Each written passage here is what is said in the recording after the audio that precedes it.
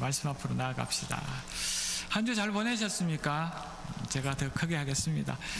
여전히 춥습니다.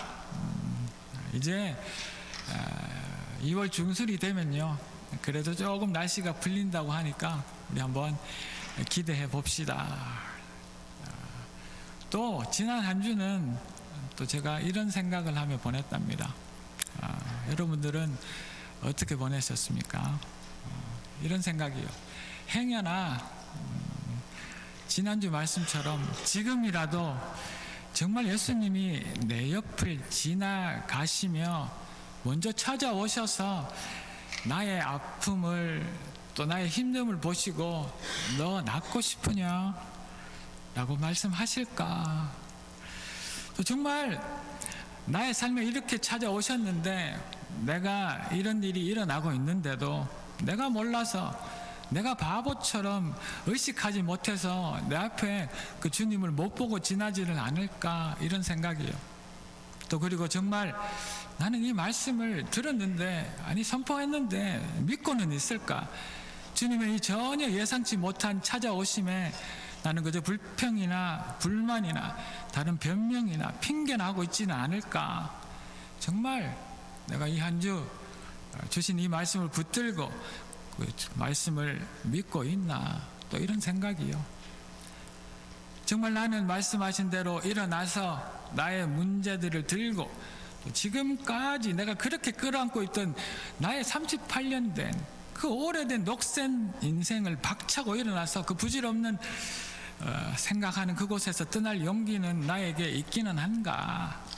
그리고 다시 그 자리로 나의 불평과 불만, 변명과 핑계의 자리로 돌아가지 않기 위하여서 정말 주님만 의지하고 살려는 노력과 결단을 보이며 그렇게 한 주를 살아내고 있기는 한가, 그런 생각 해보았습니다. 아마 지난주 있었던 그 말씀의 묵상과도 같은 생각이었습니다. 자, 그런데 누군가가 말한 어떤 사람의 고백이 있습니다. 한번 들어보십시오. 한 주 동안 나의 삶이 바뀌지 않아도 주일에 교회에 나가는 나를 보며 다른 것이 기적이 아니라 이것이 기적인 것을 알았습니다. 오늘도 내 삶은 바뀐 게 없습니다. 기도는 했지만 아무 일도 일어나지 않았고, 말씀을 정말 붙들었지만 현실은 그대로였습니다. 그래도 나는 또 오늘 교회에 나갑니다. 솔직히 왜 가는지 모를 때도 있습니다. 교회에 앉아있는 나 자신을 보며 내가 나 자신에게 납득이 되지 않을 때도 있습니다. 그러나 그냥 교회에 가면 좋고 그 자리가 내 자리인 것을 압니다. 그냥 간다는 것 자체가 은혜인 것을 이제 압니다.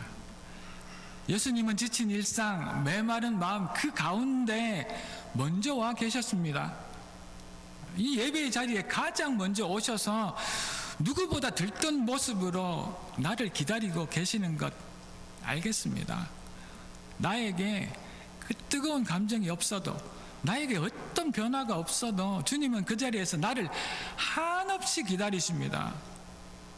그것이 어떨 때는 한 주, 또 그것이 어떨 때는 1년, 또 그것이 어떨 때는 몇 년을 끝까지 기다리십니다. 그래서 주일에 교회 나가는 것, 그것이 작지만 큰 기적입니다. 그런 우리가 주님을 찾는 것이 아니라 주님이 여전히 나를 붙들고 계시다는 그 증거이기 때문입니다. 어떻습니까? 공감이 가는 말씀 아닌가요? 이렇게 성경은 이 죽어가는 세상에, 그 소망 없는 세상에 보내는 하나님이 우리에게 보내신 그 사랑의 편지라 이야기합니다. 어떤 사람들은, 또 많은 세상의 사람들은 성경을 어려운 책이다, 해야 할 일들, 또 하지 말아야 할 일들, 그렇게 많은 이야기들을 가득 적어 놓은 그저 고리타분한, 시대가 지나도 한참 지난 책이다 말하기도 합니다. 수많은 규칙들이 있는 우리가 사는 현실과는 너무나 거리가 먼 책이다 이야기하기도 합니다. 그럴 수도 있습니다. 잘 모르면 그렇게 생각하고 볼 수도 있겠습니다. 그러나 그 모든 것이 우리를 너무나 사랑하셔서 하신 말씀이라는 것은 알 수 있을까요? 하나님께서는 정말 우리를 그렇게 사랑하셔서 오늘의 말씀의 이 제목처럼 내가 너처럼 될 만큼 너를 사랑했다, 내가 내 몸처럼 너를 사랑했다 고백하며 우리에게 보내신 그 사랑의 편지인 것을 그들은 알 수 있을까요? 오늘 이 시간 우리는 그것을 알기를 바랍니다. 예수 그리스도의 그 사랑은 그 병든 38년 된 병자를 사랑하셨고, 그 예수님의 그 사랑은 지금 자기 인생이 너무 행복해서 너무 아름답게 보이는 사랑의 눈이 먼 그 젊은 연인들, 그들도 사랑하셨고, 그 예수님의 사랑은 누구에게도 말할 수 없는 문제와 내 가슴 안에 답답함으로 울음마저 삼킬 수밖에 없는 마지막 그 길을 가는 그 안타까운 인생도 사랑하시며, 무엇보다도 오늘도 행복한 마음으로 이 자리, 이 예배에 참석한 우리 모두를 사랑하신 줄 믿습니다. 무엇보다 우리를 사랑하시는 것 믿을 수 있기를 바랍니다. 하나님에게 사랑의 고백이요, 우리 모두에게 보내시는 그 사랑의 고백, 너처럼 될 만큼 내가 너를 사랑했다 라는 이 말씀이 정말 나에게, 또 우리 오늘 이 시간 한 사람 한 사람에게 하신 사랑의 고백인 것을 아는 우리가 되기를 축원하며 오늘 이 본문의 말씀을 통하여서 말씀을 계속해서 나눕니다. 그 첫째는요, 그 사랑은 하나님이 먼저 시작하신 사랑입니다. 여기 대부분은 다 결혼하셨습니다. 그런데 여러분들의 그 첫사랑을 기억하시나요? 옆에 계시는 분이 혹 첫사랑이 아니실 수도 있겠네요. 남편과 아내분들 중에 누가 더 많이 사랑하셨습니까? 아니면 누가 먼저 사랑의 고백을 하시고 프로포즈 하셨는지 기억나십니까? 너무 오래전이라 이제 기억도 없다, 이런 나이에 무슨 사랑이냐, 정으로 살지, 우리는 부부가 아니라 정우다, 정우다, 이렇게 말씀하시는 분들도 계시겠지만은, 부부 중에 누가 더 많이 또 누가 먼저 고백했냐 말하다 보면 그 부부 간에 그 의견이 분분한 커플들을 자주 보게 됩니다. 저는요, 제가 먼저 고백했습니다. 지금도 그렇다고 생각하는데, 여기 앉아있는 제 아내 상대방은 어떻게 생각하는지 모르겠습니다만은 여러분들은 어떻습니까? 자, 오늘 계속해서 본문 7절에서 10절 다시 한 번 더 보겠습니다. 사랑하는 자들아, 우리가 서로 사랑하자. 사랑은 하나님께 속한 것이니 사랑하는 자마다 하나님으로부터 나서 하나님을 알고, 사랑하지 않으려는 자는 하나님을 알지 못하나니 이는 하나님은 사랑이심이니라. 하나님의 사랑이 우리에게 이렇게 나타난 바 되었으니, 하나님이 자기의 독생자를 세상에 보내심은 그로 말미암아 우리를 살리려 하심이라. 사랑은 여기 있으니 우리가 하나님을 사랑하는 것이 아니요, 하나님이 우리를 사랑하사 우리 죄를 속하기 위하여 화목제물로 그 아들을 보내셨다라고 이야기합니다. 오늘 이 말씀을 보면 우리가 하나님을 위해서 더 사랑하고, 우리가 더 수고하고, 우리가 더 헌신하고, 이 교회를 위하여서 뭔가 내가 하고 있는 줄 알았는데, 우리가 하나님을 먼저 사랑하는 것이 아니라 하나님이 우리를 먼저 사랑하고 계셨다, 자기 목숨까지 주셨다라고 그렇게 이야기하고 있습니다. 이 사랑은 하나님께서 먼저 시작하신 사랑입니다. 하나님은 모든 일에 우리보다 먼저이십니다. 그분이 이 사랑마저도 주도권을 가지고 계십니다. 이런 말이 있습니다. 사랑에는 50대 50이라는 것이 없다라는 말이 있습니다. 요즘 젊은 시대의 사람들은 내가 준 만큼, 아니면 내가 딱 정해진 나의 분량만큼 주겠다, 그리고 그만큼 받겠다 이야기합니다. 그러나 사랑에는 정해진 양이 없죠. 정해진 양도 없고, 내가 준 만큼 50대 50의 분량이라는 것도 없습니다. 더 사랑하는 사람이 더 많이 주고, 더 애틋한 마음이 있는 사랑이 더 많아서 다 뒤집어 쓰는 것, 그것이 사랑입니다. 그래서 사랑하는 사람이 먼저 시작하고 더 많이 양보하고 더 많이 줄 수밖에 없습니다. 내가 더 답답하기 때문입니다. 내가 더 좋아서 손해볼 때가 더 많습니다. 손해라고 생각하지 않습니다. 사랑한다 말하면서 손해라 이야기하고, 사랑한다 말하면서 내가 무언가 쏘갔다 이야기하는 것, 이것은 이미 사랑이 아니지 않겠습니까? 사랑에 손해가 있나요? 사랑에 속임이 있나요? 부부 관계 가운데 여러분들의 가정에서도 이런 손해와 쏘갔다 생각하는 그런 마음이 저와 여러분들에게도 없기를 주의 이름으로 축복합니다. 그 사랑은 상대방의 모든 것을 알고 싶어 합니다. 이것을 일투족을요, 일어서고 앉는 것을요, 그의 생각도 그의 모든 일어나는 사소한 일들도 다 알고 싶어 합니다. 여러분들 사랑할 때 그러시지 않으셨습니까? 하나님께서도 지금 그렇게 생각하고 계십니다. 여러분들의 이 예배 가운데 이 말씀을 들으면 도대체 저 사람은 저 아이는 무슨 생각을 하고 있을까? 그렇게 여러분들을 일거수일투족을 지금도 여러분들의 심령을 보고 계십니다. 내가 너처럼 될 만큼 사랑하기 때문에 그 무엇 하나도 너에게 일어나는 모든 일들도 놓치기 싫다 말씀하십니다. 그래서 그 예수님이 그렇게 38년 된 병자 앞에 나타나신 것입니다. 그 아픔까지도 사랑하시고 싶으셨기 때문입니다. 우리 아픔까지도요, 우리 생각까지도요, 우리 마음까지도요. 그런데 이 찾아오심이 아무 이유 없이, 아무 의미 없이, 아무 준비도 계획도 없이 그 병자 앞에 나타나신 것이 절대 아니라는 것이지요. 사랑하셔서 의도적으로 먼저 그 병자 앞에, 또 우리 앞에 이 예배 가운데 나타나셨습니다. 그의 아픔을 다 아시고, 그의 마음을, 그의 모든 슬픔과 눈물을 다 아시고 그 앞에 나타나셔서 물으신 것입니다. 너 나의 사랑이 필요하니? 그렇게 예수님은 우리 앞에 먼저 나타나셔서 그 병자에게 그 사랑을 먼저 고백하셨답니다. 그래서 지난 주일 말씀에서처럼 주님은 우리를 먼저 찾아오시고 우리 아픔과 우리 어려움, 우리 눈물을 보시고 사랑하셔서 닦고 싶냐고 물으신 것입니다. 여러분들 여전히 그 사랑을 받고 싶으십니까? 오늘도 그분이 이 예배의 자리에 우리를 기다리고 계십니다. 나의 이 사랑을 받아줄 수 있겠니?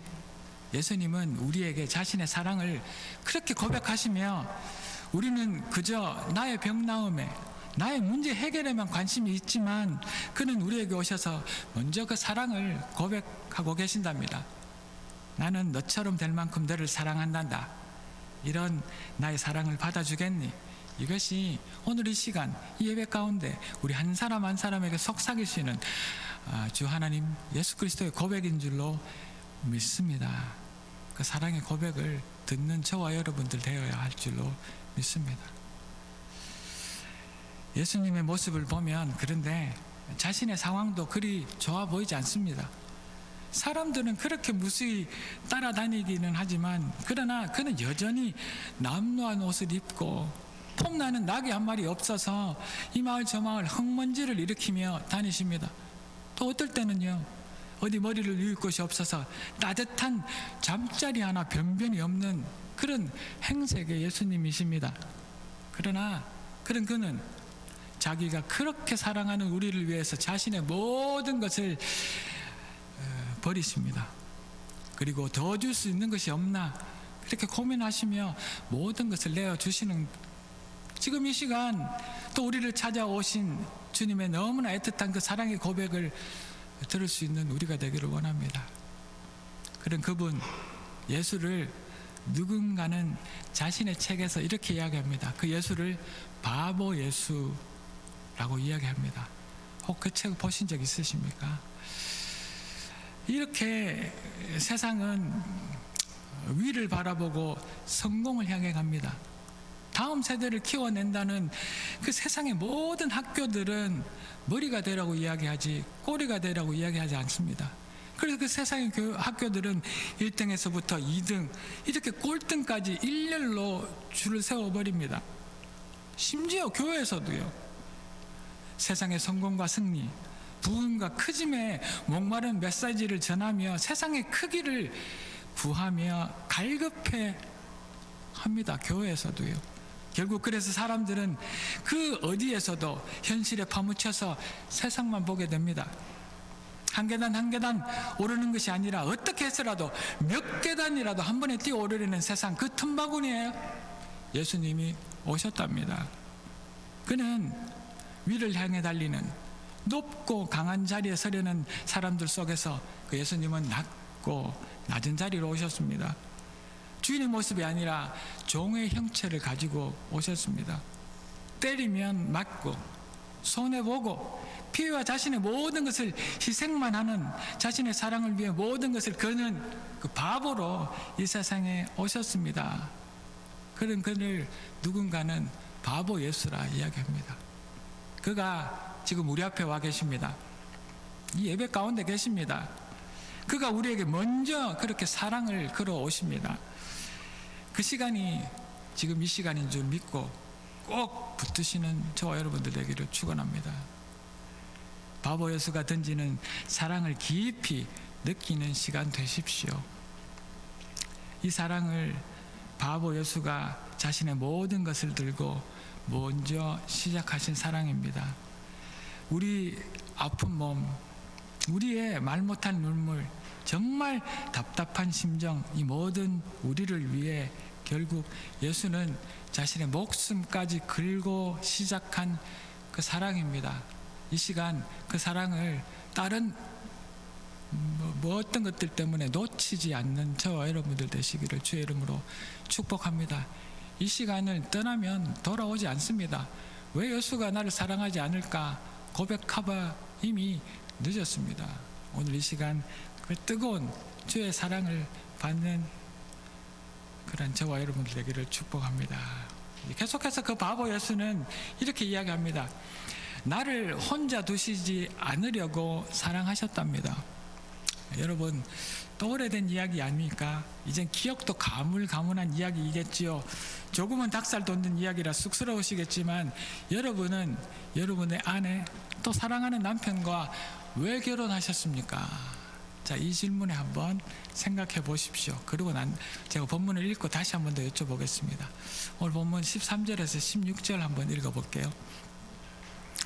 그의 성령을 우리에게 주심으로 우리가 그 안에 거하고 그가 우리 안에 거하는 줄을 아느니라. 아버지가 아들을 세상의 구주로 보내신 것을 우리가 보았고 또 증언하노니 누구든지 예수를 하나님의 아들이라 시인하면 하나님의 그의 안에 거하시고 그도 하나님 안에 거하느니라. 하나님이 우리를 사랑하시는 사랑을 우리가 알고 믿었노니 하나님은 사랑이시라. 사랑 안에 거하는 자는 하나님 안에 거하고 하나님도 그의 안에 거하시느니라. 다시 한 번 더 여쭤봅니다. 여러분들은 여러분의 사랑하는 아내, 사랑하는 남편과 왜 결혼하셨습니까? 기억나십니까? 왜 결혼하셨나요? 이 바보 같은 질문에 사랑하기 때문에 라고 단순하게 대답하실 수도 있습니다. 그러나 또 다른 이유가 있지 않습니까? 그것은 다름 아니라 사랑하는 사람을 혼자 두지 않으려고 결혼하지 않았습니까? 같이 있고 싶어서요. 하나님의 사랑도 마찬가지입니다. 너처럼 될 만큼 너를 사랑했다. 이렇게 사랑을 고백하시는 그 주님은 그렇게 사랑하는 우리를 혼자 두기 싫으셨던 것입니다. 세상에서 가장 불안한 땅, 이 팔레스타인에서 한 아이는 안전할 거라 생각하고 믿었던 학교 앞 운동장에서 축구를 하다가 이스라엘 군인이 쏜 총에 맞아 척추 장애가 되었다. 이제 13살인 이 아이는 몸만 못 움직일 뿐 감각은 살아있는데 욕창이 생겨서 몸이 썩어가는 그 고통, 그 냄새와 그 가려움과 그 아픔을 온몸으로 견뎌내고 있었다. 하나님은 왜 꼬마에게 이런 엄청난 고통을 주시는지 정말 원망스럽기만 했다. 지난 세월 동안 만났던 그렇게 수많은 고통 속에 있는 수많은 아이들의 얼굴이 떠오르자 가슴이 쿡쿡 쑤시면서 숨이 콱 막히더니 내 눈에서는 굵은 눈물이 뚝 떨어졌다. 나는 하나님이 사람을 살리시는 것도 죽게 내버려 주시는 것도 보았다. 왜 어떤 아이는 살리시고 또 어떤 아이는 죽게 두셨을까? 전능하신 하나님이신데 모두를 살려주시면 얼마나 좋을까? 모두를 살려주는 건 정말 안 되는 일이었을까? 그걸 우리는 알 수 없다. 이해할 수도 없다. 그러나 구호 요원인 나는 한 가지 분명한 것은 알 수 있다. 하나님은 사람의 고통을 치유하라고 우리를 보내는 것이 아니라는 것이다. 우리가 무슨 힘이 있어 그런 엄청난 고통을 치유할 수 있겠는가? 우리는 다만 고통받는 그 사람과 함께, 그들이 두려워하는 것을 함께 두려워하고 아파하는 것을 함께 아파할 수밖에 없을 뿐이다. 국제 NGO 그룹인 월드비전에서 긴급 구호팀장으로 일하던 바람의 딸이라는 별명을 가진 한비아라는 구호대원이 쓴 이야기입니다. 그녀는 이 세상 저 땅끝에서 일어나는 수많은 재난을 돕기 위해서 세상 어디에라도 쫓아가는 48시간 안에 출동한다는 사람입니다. 그녀가 말한 내가 무슨 힘이 있어서 그들이 당하는 그 엄청난 고통을 치유할 수 있겠습니까? 그런데 우리는 다만 그 고통받는 사람과 함께, 그 두려움과 함께, 그들의 아픔과 함께 있을 뿐이지요 라고 말하는 그 말이 너무나 아프지만 너무나 감동입니다. 이것이 바로 바보 예수의 이야기입니다. 세상의 틈바구니에서 온몸에 생채기가 나서 심한 악취가 나는 우리의 인생에 몸은 살아있지만 제대로 움직이지도 못하는 만신창이가 되어버린 나의 삶에 우리의 고통을 아시고 우리가 그렇게 두려워하는 것을 아시고 나의 그 아파하는 온몸과 나의 마음의 상처를 아시고 우리의 고통과 두려움, 그 아픔과 함께 하시려고 오신 그분이 예수 그리스도이십니다. 자신의 목숨과 자신 욕심마저도 지키지 못하시면서 자신의 아픔조차도 몸 하나도 가누지 못하시면서도 우리와 함께 계시려고 그 사랑을 고백하시려고 찾아오신 그분이 예수 그리스도이십니다. 그분의 사랑은 두려워하고 아파하고 고통스러워하는 우리를 혼자 내버려 두시지 않으려고 오신 그 사랑인 줄로 믿습니다. 지금의 힘듦 때문에 또 지금의 외로움 때문에 지금의 내 앞에 있는 그 괴로움 때문에 힘들어하지 마시기를 부탁드립니다. 그리고 지금 눈을 감고 바보 예수를 느껴보시기를 부탁드립니다. 예배 가운데 여러분들을 안고 계실지 모르겠습니다. 여러분들과 사랑을 나누시려고 혼자 내버려 두시지 않으려고 이 예배에 우리를 초청하셨을 줄 믿습니다. 오셔서 손을 내미시며 낫고 싶냐? 그러면 일어나서 네 자리를 들고 걸어가라. 그렇게 말씀하고 계십니다. 세상 고통에서 절망하고 절규하고 불평하고 불만만 쏟아내는 믿는다고 하지만 금방 돌아서서 원망하고 변명하고 당신이 도대체 누군지 모르겠다고 불평만 쏟아내며 너처럼 사랑할 만큼 사랑해서 너와 함께 계시려 오신 분이 예수라 하는 그분을 믿지 못하는 우리지만 그런 우리를 내팽개치시지 않고 홀로 내버려 두시지 않으려고 오신 그분이 예수 그리스도인 줄 믿습니다. 그분과 지금도 동행할 수 있는 마음이 열린 우리가 되기를 축복합니다. 이 세상의 구조대원들은 힘이 없어서 우리의 그 엄청난 고통을 치유할 수 없어서 고통받는 사람과 함께 그들이 두려워하는 것을 함께 두려워하고 아파할 뿐이라고 말하지만 그러나 자신의 모든 것을 버리고 이 땅에 우리의 아픔과 고통 그 절규를 찾아오신 그 예수는 말씀으로 우리를 치유하시고 우리에게 일어나 내 자리를 들고 걸어가라 말씀하실 능력이 있으신 하나님이십니다. 나에게 자신의 사랑을 고백하시는 주님은 우리를 혼자 내버려 두지 않겠다고 네가 나의 말씀 안에 거하면 나는 네 안에 거하겠다고, 혼자 버려두지 않겠다고 말씀하고 계십니다. 인생의 그 길이 너무 외롭고 힘들고 고통스러워서 이 수많은 군중 속에서, 이 많은 사람들 안에서도 외로워하는 나를 찾아오신 그 예수님을 지금 이 시간 꼭 만나시기를 주의 이름으로 축복합니다. 이 기회는 오늘 이 시간밖에 없을 수도 있습니다. 우리 인생이 또 내일도 또 모레도 있을 거라 장담할 수 없지 않겠습니까? 이 복된 시간을 놓치지 않는 저와 여러분들 되시기를 주의 이름으로 축복합니다. 어떤 잘난 사람처럼 내가 예수를 믿었더니 나의 모든 병이 나았더라.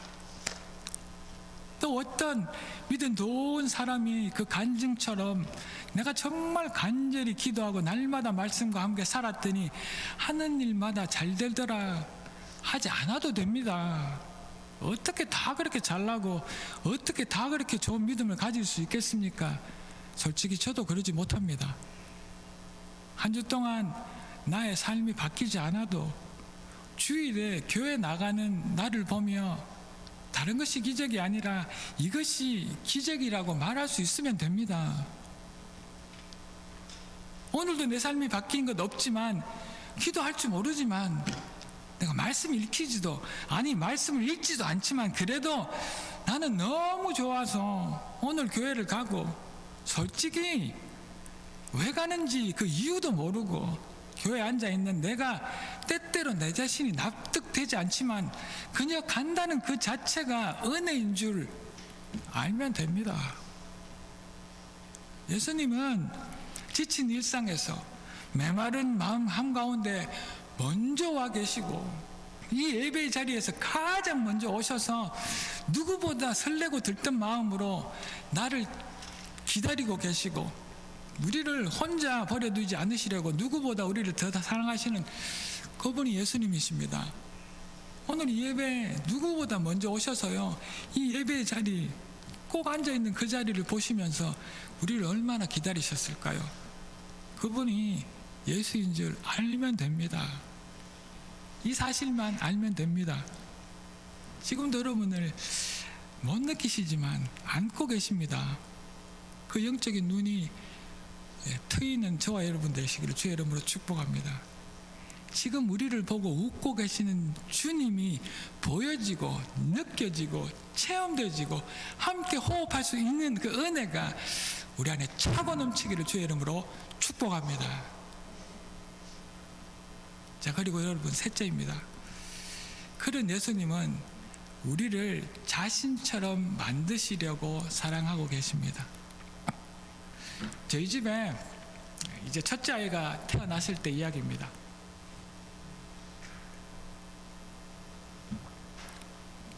저희 부부가 둘 다 유학 가서 학교를 다닐 때라서 정신도 없고 아직 부모가 될 준비가 안 되어 있었습니다. 그래서 이제 긴장 반, 또 정신없음 반의 마음으로 첫째 아이와 제 아내인 산모가 있는 그 병실로 찾아갔습니다. 그리고 엄마 옆에 누워있는 그 첫째 아이를 보며 제가 던진 한마디입니다. 아직도, 아니 평생 절대 잊을 수가 없을 것입니다. 그 한마디 때문에 엄청 혼이 났었거든요. 무슨 말을 했냐면 제가 이렇게 이야기했습니다. 으르르르 으르면서 손을 내밀며 삼촌한테 한번 와봐, 이렇게 이야기했습니다. 무슨 이야기인지 못 알아들으시는 분들도 계시네요. 집중 안 하셔서. 제가 아빠가 된다는 것을 모르지는 않았습니다. 그렇지만 아직 준비가 되어 있지 않았던 것입니다. 그런데 또 아무리 봐도 저와 닮은 데가 한 군데도 없었습니다. 그런데 아이의 엄마와 꼭 빼닮았던 것이죠. 그래서 억지로 찾은 데가 귀가 저와 닮았다고, 그래서 지금도 제 아이를 보며 아빠 귀하고 똑같다고 이야기합니다. 그리고 이제 둘째 아이가 태어났습니다. 그런데 그 여자아이가 어찌나 아빠인 저와 닮았는지요. 또 기분이 참 묘했습니다. 근데 여러분들 아십니까? 사랑의 완성이 뭔지 아십니까? 사랑의 완성은요, 닮아감입니다. 닮아감. 사랑이 완성된다는 이야기는 닮아간다는 이야기입니다. 오늘 이 세 번째 이야기처럼 예수처럼 닮아가려고. 하나님께서 그렇게 사랑하신 우리 인간들은 하나님의 형상을, 하나님의 모습을 그대로 담도록 창조하신 이유가 여기에 있습니다. 하나님의 형상대로 우리 지었습니다. 옆에 얼굴 한번 보십시오. 여러분들의 옆에 있는 그 지체들의 얼굴이 하나님의 모습인 줄로 믿습니다. 그 형상이라는 것은 우리 외모뿐만이 아닙니다. 외모만 이야기하는 것이 아닙니다. 우리의 성품을요, 우리의 행동을요, 우리가 가진 모든 것을 형상이라고 이야기하는데, 이 모든 형상대로 우리를 만드신 우리는 하나님을 꼭 닮아 있습니다. 사랑의 그 완성이 닮아감이라는 것이죠. 우리의 부모들에게도 부모의 사랑으로 태어나게 할 그 아이들을 하나님께서는 그 사랑의 절표로 꼭 닮게 하신 기쁨을 주셨습니다. 얼굴이 아니면 귀라도요. 자라면서 부모의 버릇, 식성, 걸음걸이, 목소리까지 몽땅 닮아갑니다. 어떨 때는 너무 닮아서 꼴보기 싫을 때도 있습니다. 그렇지 않습니까? 그리고 사랑하는 부부가 점점 닮아가는 것도 다 하나님의 그 사랑의 은혜 때문입니다. 함께 오래 살아가면 똑같아진다고 하지 않습니까? 살아가며 그렇게 죽자고 싸우는데도 나중에 시간이 지나보면 똑 닮아 있습니다. 누구의 잘못도 없습니다. 남편 잘못, 아내 잘못 아닙니다. 똑 닮았습니다. 자신들만 모를 뿐이지요. 사랑의 완성은 닮아감입니다. 제가 아는 한 가정이 있습니다. 거기에는 두 자녀가 있습니다. 아들과 딸, 그리고 두 부부가 있는데 사진을 찍어 놓으면 너무 닮아서 다 형제 같아 보입니다. 정말 너무 닮아서 처음 보는 사람들도 누가 자녀인지, 누가 엄마인지 아빠인지 금방 어디를 가도 아는 그런 집이 있습니다. 사랑은요, 서로를 닮아가기를 원합니다. 왜냐하면 사랑하니까, 내가 목숨 걸고 사랑하니까 그 사람의 아픔마저도 닮아가고 싶어하는 것, 그것이 사랑의 완성입니다.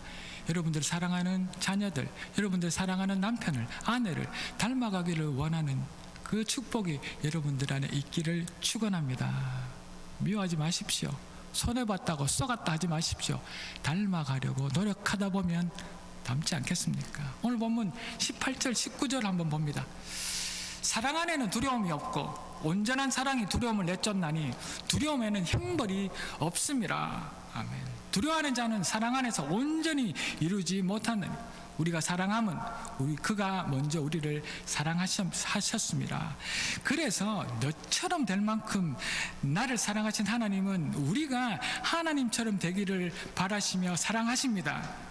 지금은 우리의 그 두려움, 우리의 아픔, 우리가 가진 그 부족함과 힘듦마저도 함께 당하고 우리의 그 곧된 인생으로 들어오셔서 사랑하고 계시지만 그 사랑 때문에 우리가 하나님을 닮아서 두려움도 없이 이 세상을 이겨나가는 그 하나님 같은 모습을 담기를 원하시는 그분의 사랑이 예수의 사랑인 줄 믿습니다. 하나님은 우리의 고통과 시련, 아픔을 통해서 그 두려움을 이기고 온전한 사랑을 가지며 세상의 그 염려와 걱정을 이기는 그 하나님처럼 되기를 원하신답니다.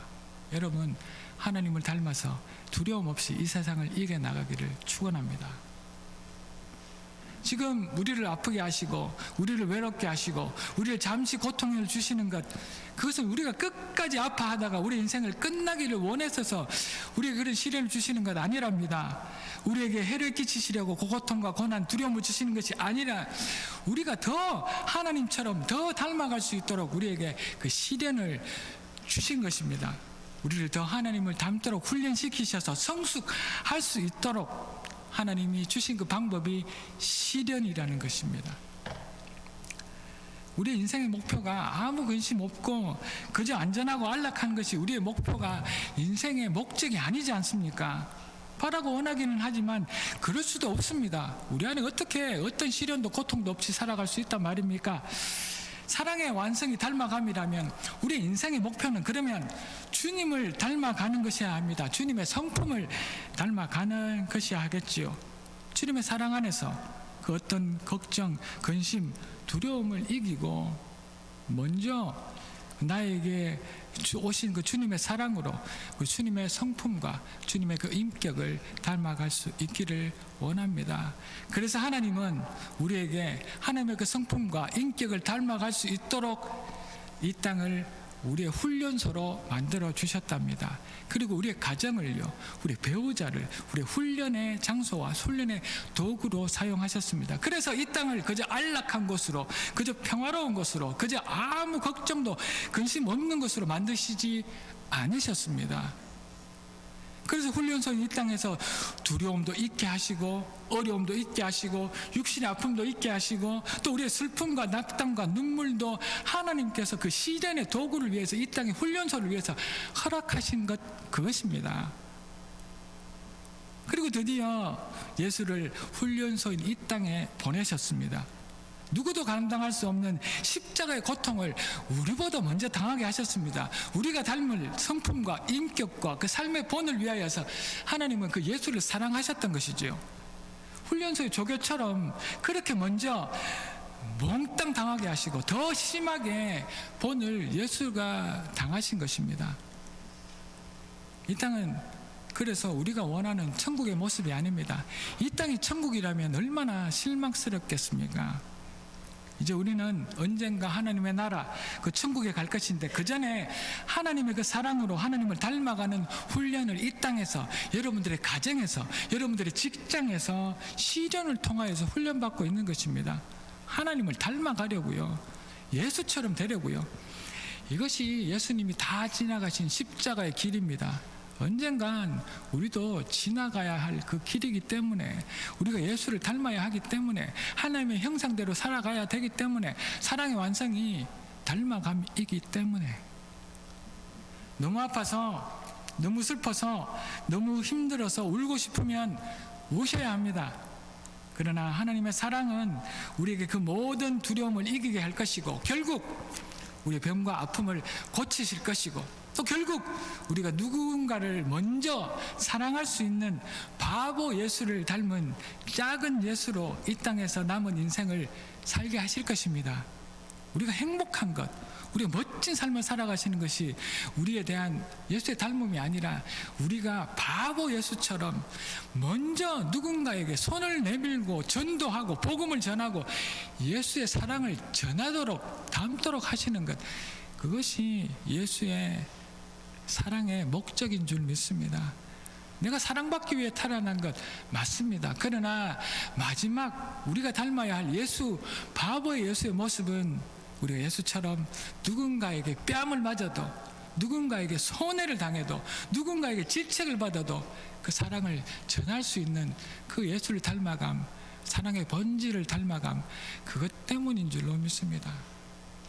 사랑하는 성도 여러분, 우리 하나님은 우리처럼 되고 싶으실 만큼 우리 한 사람 한 사람 그렇게 사랑하고 계십니다. 그 사실들을 아시는지요? 그래서 그 사랑이 우리를 먼저 찾아와 주셨습니다. 그리고 우리에게 하나님의 그 사랑을 먼저 우리에게 고백하고 계신답니다. 너 낳고 싶니? 너 사랑받고 싶니? 너 문제가 무엇이니? 그 문제가 풀리기를 원하시니?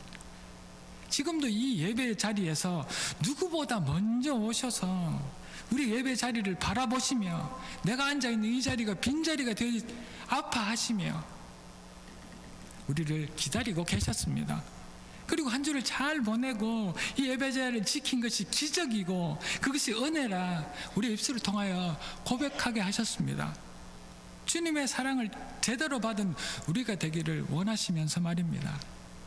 하나님은, 하나님께서 그렇게 사랑하신 우리를 그저 혼자 내버려 두시지 않으시려고 사랑하셨습니다. 바보 예수는 세상의 틈바구니에서 온몸에 생채기가 나서 심한 악취가 나는 우리의 인생이, 몸은 살아있지만 제대로 움직이지 못하는, 자기가 만신창이가 된지도 모르고 있는 나의 삶에, 나의 그 아파하는 온몸, 나의 상처를 아시고서 오셔서 우리 고통과 두려움과 아픔과 함께 하시려고 오셨습니다. 그 사실을 잊지 마십시오. 외면하지도 마십시오. 오늘이 지나면 그 사랑이 우리 인생 가운데 다시 찾아오지 않을 수도 있습니다. 젊다고 내일이 있을 확신은 없지 않을 수 있습니까? 아프다고 100살까지 살지 못하는 방법도 없지 않습니까? 오늘을 마지막처럼 살아가는, 혼자 내버려두지 않으시려는 그 예수의 음성을 듣는 저와 여러분들 되시길 주의 이름으로 간절히 축복합니다. 그리고 너처럼 될 만큼 나를 사랑하신 하나님은 우리가 하나님처럼 되기를 바라고 계십니다. 지금은 나의 두려움, 나의 아픔, 나의 부족함, 그 힘듦 때문에 너무나 힘들어하지만 그 예수가 함께 당하시고 우리 고된 인생으로 들어오셔서 사랑하셔서 모든 것들을 이기게 하셨는 줄로 믿습니다. 그래서 그 사랑이 우리를 완성시키게 될 줄로 믿습니다. 우리를 바보 예수처럼 만들게 될 줄로 믿습니다. 우리를 그렇게 작은 예수로 만들게 될 줄로 믿습니다. 내가 받아왔던 사랑받기 위해 태어났다는 그 욕심의 그 사랑 가운데 이제 사랑을 주기 위해서 바보 예수처럼 내가 먼저 다가가서 나의 뺨을 맞고 손해보고 상처 입지만 그 사랑을 전하게 될 그 예수를 닮아 그 완성된 사랑을 나누도록 위하여서 이 사랑을 주고 계시는 줄로 믿습니다. 이 사랑의 고백을 들어가는 복됨이 오늘 이 아침 저와 여러분들에게 일어나기를 주의 이름으로 축복합니다. 하나님의 그 엄청난 사랑이 우리 안에 가득함을 언제나 기억하면서 이 예배가 나에게 기적이고 주가 주신 은혜인 것을 정말 온 마음을 다하여 고백하고 소리 지르는 저와 여러분들 되시기를 이 아침 주의 이름으로 축복합니다. 그 예수는 나처럼 되시려고 나를 그렇게 사랑하신 바보 예수인 줄로 믿습니다. 그 예수의 초청을 거부하지 않고 받아들이며 기뻐하며 이 예배의 자리에 앉아있는 여러분을 사랑하고 축복합니다. 기도하겠습니다. 할렐루야. 하나님을 찬양합니다. 너처럼 될 만큼 너를 사랑했단다. 너 낳고 싶니? 너 사랑받고 싶니? 너 도대체 무엇이 문제이니? 이 먼저 고백하시는 하나님의 사랑을 듣기를 원합니다. 제가 이 예배 가운데 나온 것이 기적입니다. 한 주를 제대로 살지 못했고 지금도 삐뚤어진 마음으로 이 말씀을 듣고 고민하고 힘들어하지만 이 예배의 자리를 지키는 것, 제가 왜 여기 있는지도 모르겠지만 이 자리를 지키고 있는 것, 그것이 은혜인 줄 압니다. 그 사랑을 받기를 원합니다. 혼자 있어서 이 수많은 세상 가운데서 이 수많은 사람 가운데서도 외로워하는 저를 위하여서 홀로 내버려 두시지 않으려고 오신 그분이 예수인 줄 믿습니다. 그 사랑을 느낄 수 있기를 원합니다. 그리고 이제 드디어는 그 바보 같은 예수를 닮아서 이제 저도 바보 같은 정말 작은 예수가 되어 보겠다고 결단하는 이 갈릴리 제가 되게 도와주십시오. 너처럼 될 만큼 너를 사랑했단다. 이 사랑이 주의 사랑인 줄 알아가는 복된 오늘 한 날 되기를 간구하옵고 이 모든 말씀 살아계신 예수 그리스도 이름으로 감사드리며 기도 올리옵나이다. 아멘.